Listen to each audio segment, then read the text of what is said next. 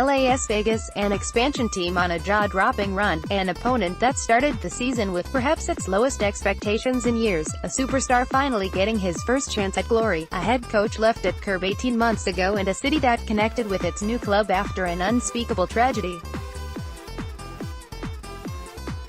As the Vegas Golden Knights, yes, the Vegas Golden Knights, prepare to host the Washington Capitals in Game 1 of the Stanley Cup Final Monday in Sin City, those are just some of the compelling storylines.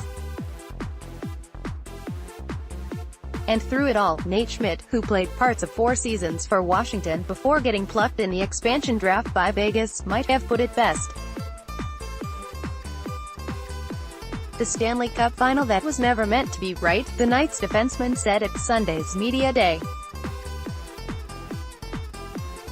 You look at this group on both sides, they were both down and out. You look at the players that we have, it was supposed to be a down and out team, we weren't supposed to be that great. And a closing window for Washington that just got younger, got hot and started playing well. On one side of this series, no one expected, let alone dreamed of, 8 months ago was a first-year Vegas team peppered with players sent to the scrap heap by the league's other 30 clubs that finished the regular season with an astonishing 109 points. That was a nice story, but the playoffs would be different, most observers surmised. The Knights then went 12-3 through the first 3 rounds of the postseason, brushing aside the Los Angeles Kings, San Jose Sharks and Winnipeg Jets with relative ease. Then there's Washington, the perennial Stanley Cup favorite that failed time and again to reach the Eastern Conference Final in the career of superstar captain Alex Ovechkin. Many believed the Capitals' window for a title might have closed after last season's second-round loss, and second in as many seasons, to the Pittsburgh Penguins. But a retooled, younger and faster roster rebounded from that demoralizing setback and hit its stride when it mattered most, coming back from a 0-2 deficit to beat the Columbus Blue Jackets, finally getting past Pittsburgh and downing the Tampa Bay Lightning in 7 games after trailing that series 3-2.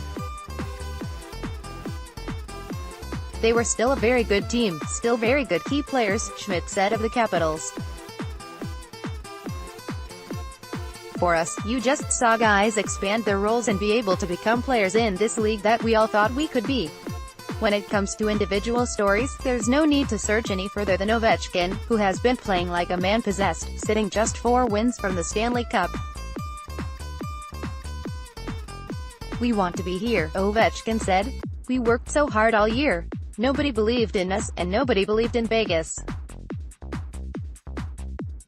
I'm enjoying this moment. The coaches also have compelling tales to tell. Gerard Gallant of Vegas was fired by the Florida Panthers in November 2016 and left to get himself a cab to the airport, while Washington's Barry Trotz is without a contract for next season and might have been out the door had the Capitals not made this push to the final. Add Vegas goalie Marc-Andre Fleury, Washington's playoff nemesis when he was with Pittsburgh, to the mix along with the bounce-back of Capitals counterpart Braden Holtby, and there are so many ways this series could twist and turn. Every round we played, everybody picked the other team against us, Fleury said. We always had to believe in ourselves, be confident in ourselves, but perhaps the most touching, most human, story heading into the final no one saw coming is how the Knights connected with Las Vegas in the aftermath of the massacre that saw a gunman kill 58 people and injure hundreds more at an outdoor concert in early October. The club hit the right tone, honoring the victims on opening night with a somber ceremony that included 58 seconds of silence, and hasn't looked back as the city fell in love with its first professional sports franchise from one of North America's 4 major leagues. An extremely emotional time when you're close to something like that, Vegas general manager George McPhee said. It's hard to fathom when you sit back and realize you've lost 58 people. At 58 seconds felt like forever. Sometimes beautiful things follow something like that. The way that this community came together and these people helped beat really was beautiful to experience and to witness. We don't talk about it a whole lot," Gallant added. "But we think about it a whole lot.